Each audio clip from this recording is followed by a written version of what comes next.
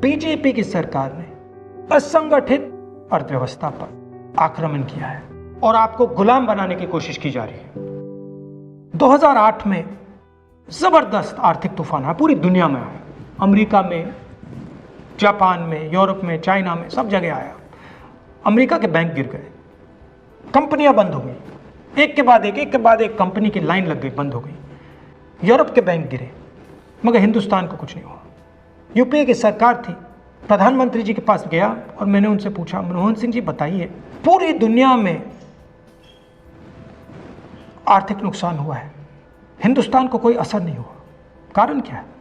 मनमोहन सिंह जी ने कहा, राहुल, अगर हिंदुस्तान की अर्थव्यवस्था को समझना चाहते हो तो यह समझना होगा कि हिंदुस्तान में दो अर्थव्यवस्थाएं हैं। पहली असंगठित अर्थव्यवस्था और दूसरी संगठित अर्थव्यवस्था। संगठित अर्थव्यवस्था में बड़ी कंपनियां, नाम आप जानते हो। असंगठित अर्थव्यवस्था में किसान, मजदूर, छोटे दुकानदार, मिडिल साइज कंपनीज।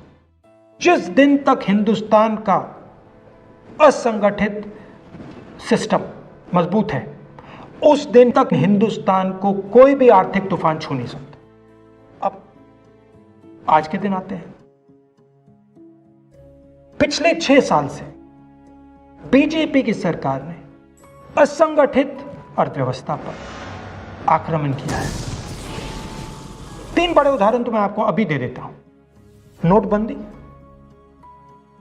गलत जीएसटी और लॉकडाउन।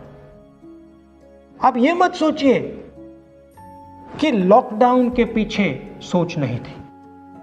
यह मत सोचिए कि गलती से आखिरी मिनट पे लॉकडाउन कर दिया गया है। इन तीनों का लक्ष्य हमारे इनफॉर्मल सेक्टर को खत्म करने का है।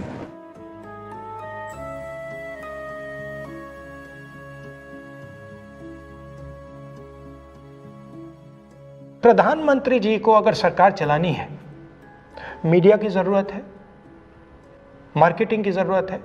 मीडिया और मार्केटिंग 15-20 लोग करते हैं।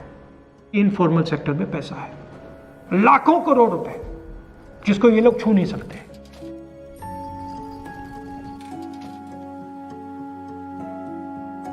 इसको ये लोग तोड़ना चाहते हैं, पैसा लेना चाहते हैं। इसका नतीजा आएगा।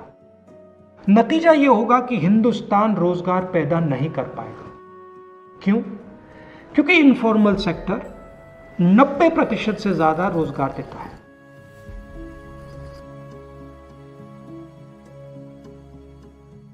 जिस दिन इनफॉर्मल सेक्टर खत्म हो गया, नष्ट हो गया, उस दिन हिंदुस्तान रोजगार पैदा नहीं कर पाएगा।